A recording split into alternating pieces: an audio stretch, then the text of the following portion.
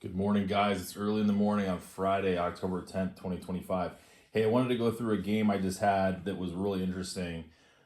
We were very evenly matched. Going into the game, my chess.com rating was 1835, and my opponent, who was from Greece, his was 1814. But it was really interesting because, well, a couple reasons. I was getting whooped, and I made a mistake in the opening, and he punished me for it.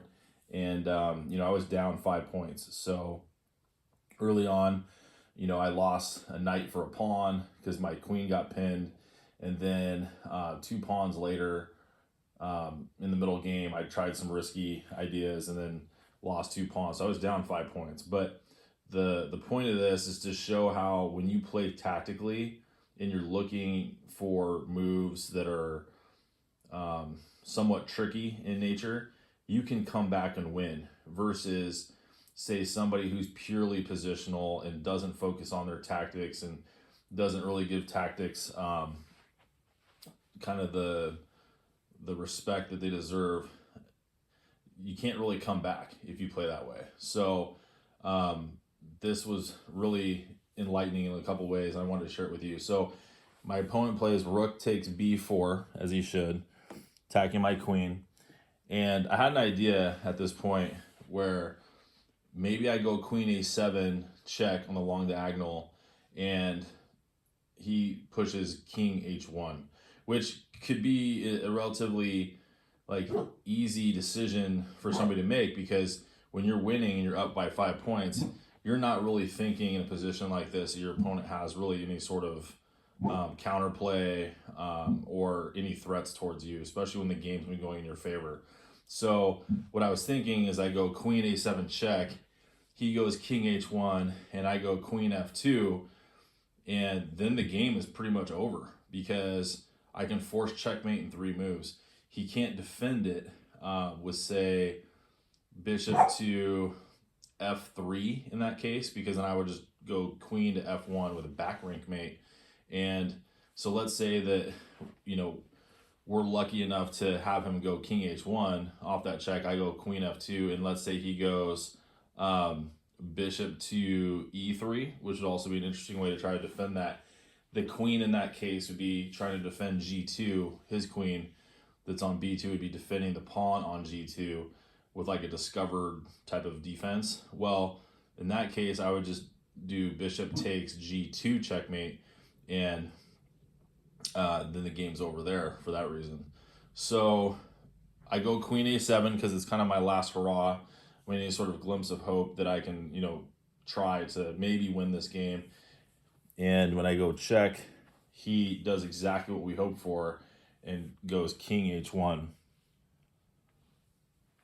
So, I'm immediately, elated here because I'm like, oh, I can salvage the game. So I go queen to f2, and he thinks about it for a good 5 minutes.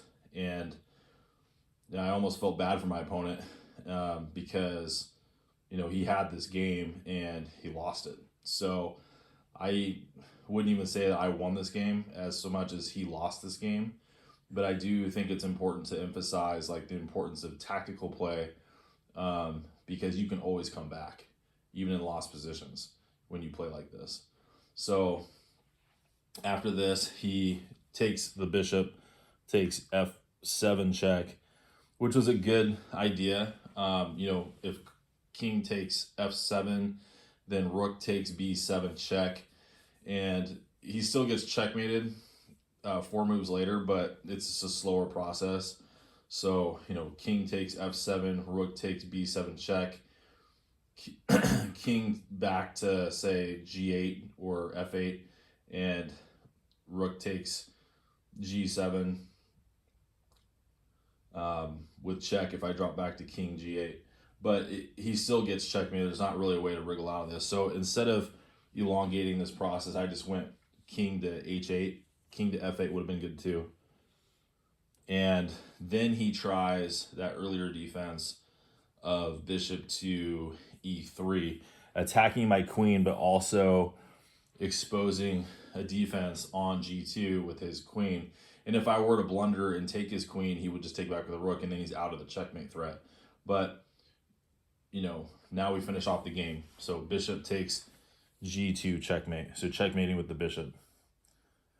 But really interesting way that this game ended, guys. So look for ways to wriggle out of lost positions with tactical play. And yes, positional play is extremely important. In fact, most of these tactics wouldn't have risen, or tactics won't arise unless you have somewhat of a good position or active pieces.